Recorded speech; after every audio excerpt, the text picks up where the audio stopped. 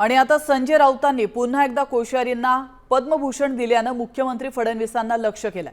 तर शिवरायांसह फुलेंचा अपमान करणाऱ्यांना विरोध करणं मुख्यमंत्र्यांना संकुचित वाटत असेल असं म्हणत त्यांनी हल्लाबोल केलाय।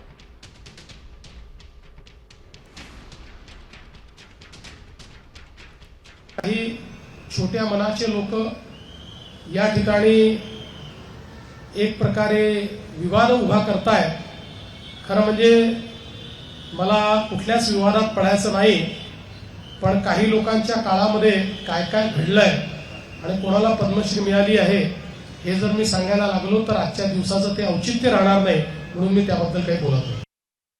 छत्रपती शिवाजी महाराजांचा अपमान करणाऱ्यांना विरोध करणं किंवा महात्मा फुले यांचा अपमान करणाऱ्यांना विरोध करणं हा विचार जर महाराष्ट्राच्या मुख्यमंत्र्यांना संकुचित वाटत असेल तर मी त्यांना कोपरापासून दंडवत घालतो।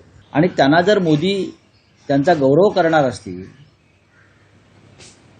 आणि राज्याचे मुख्यमंत्री कोश्यारींचं समर्थन करणार असतील तर महाराष्ट्र हे नाव तोंडात घेण्याचा त्यांना अधिकार आहे का हा प्रश्न आहे।